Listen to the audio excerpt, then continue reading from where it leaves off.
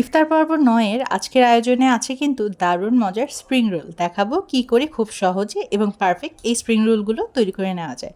এবার থেকে বাড়িতেই তৈরি করতে পারবেন, আর নয় বাইরে থেকে কেনা। চলুন তবে শুরু করা যাক। প্রথমেই আমি কড়াইয়ে তেল গরম করে তাতে ১ কাপ পরিমাণ পেঁয়াজ কুচি দিয়ে দিয়েছিলাম এবং 4টে কাঁচামরিচ কুচি করে দিয়ে দিয়েছিলাম। এবারে দিয়ে দিলাম 1 চামচ পরিমাণ আদা রসুন বাটা এবং পরিমাণ মতন লবণ। পেঁয়াজগুলোকে কিছুক্ষণের জন্য কিন্তু ভেজে নিতে হবে। এরপরে দিয়ে দিতে হবে শ্রেডেড চিকেন। এখানে আমি একটি মুরগির মাংসের বুকের পিস ব্যবহার করেছি। মোটামুটি কিছুক্ষণ সেদ্ধ হয়ে আসলে কিন্তু এই পর্যায়ে দিয়ে দিলাম 1 কাপ পরিমাণ গাজর। গাজরগুলো আমি এভাবে কেটে নিয়েছিলাম। এবারে দিয়ে দিলাম বাঁধাকপি কুচি। বাঁধাকপি এখানে প্রায় 1.5 কাপের মতন আছে, আপনারা আপনাদের আন্দাজ মতন দিতে পারেন। এবারে কিছুক্ষণ সময় ধরে কিন্তু ওইগুলোকে খুব সুন্দরভাবে রান্না করে নিতে হবে। ঢাকনা দিয়ে ঢেকে দিতে হবে যেন খুব সুন্দরভাবে গাজর এবং বাঁধাকপিগুলো সেদ্ধ হয়ে যায়। কিছুক্ষণ পর ঢাকনাটা তুলে নিয়ে আমি আবার একটু নাড়িয়ে চাড়িয়ে দিচ্ছি। এবারে আবার কিন্তু ঢেকে নিতে হবে। কিছুক্ষণ সময় ধরেই এই রান্নাটা করে নিতে হবে।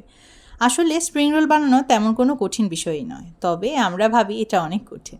আমার কিন্তু ভিতরের পুরটা তৈরি হয়ে গিয়েছে। আমি আজকে এই রেডিমেড শিটগুলোই ব্যবহার করছি। এরকম শিট যে কোনো দোকানে আপনারা কিনতে পেয়ে যাবেন। আমি এবারে শিটগুলোকে এইভাবে মাঝ বরাবর কেটে নিচ্ছি। একটি বড় শিটকে আমি 3 ভাগ করে কেটে নিলাম। এবারে এই 1 ভাগ নিয়ে আমি এর মধ্যে পুরটা দিয়ে দিচ্ছি। ময়দা এবং পানি দিয়ে কিন্তু আমি একটি পাতলা ব্যাটার তৈরি করে নিয়েছিলাম, যেন এভাবে হাত দিয়ে ট্যাপ করে দিতে পারি এবং খুব সুন্দরভাবে সিল করে দিতে পারি। আপনারা দেখতেই পাচ্ছেন খুব স্মুথলি কিন্তু এটাকে রোল করে নিলেই তৈরি হয়ে যাবে স্প্রিং রোল।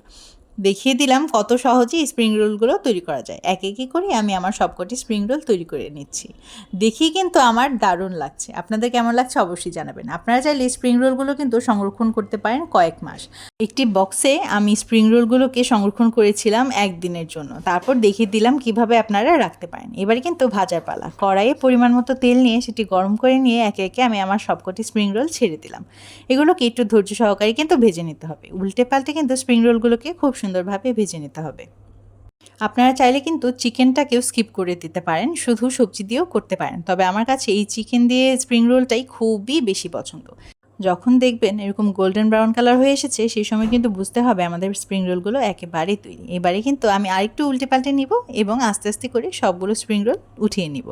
আজকের রেসিপিটি ভালো লাগলে কিন্তু কমেন্ট বক্সে জানাতে একেবারেই ভুলবেন না। যারা যারা এখনও ট্রাই করেননি অবশ্যই কিন্তু আজকে আমার রেসিপিটি ফলো করে একবার ট্রাই করবেন। একবার তৈরি করে খেলে আর বাইরে থেকে কিনতে যাবেন না। এইভাবে কিন্তু আপনারা অনেক দিন সংরক্ষণ করতে পারবেন এবং যখন তখন খেতে পারবেন। আজকের রেসিপিটি ভালো লাগলে কিন্তু কমেন্ট করে অবশ্যই জানাবেন। আর এরকম মজার মজার রেসিপি পেতে সেটিও কমেন্ট করে জানাতে একেবারে ভুলবেন না। সবাই ভালো থাকবেন, সুস্থ থাকবেন। অনেক অনেক ধন্যবাদ আজকের ভিডিওটি দেখার জন্য। রেসিপিটি পরবর্তীতে দেখার জন্য কিন্তু আপনারা চাইলে আপনাদের টাইমলাইনে শেয়ার করে রাখতে পারেন। আর চাইলে পছন্দের কাউকে ওইগুলো দিয়ে রাখতে পারেন যেন তারাও বানাতে পারে। অনেক অনেক ধন্যবাদ আজকের ভিডিওটি দেখার জন্য।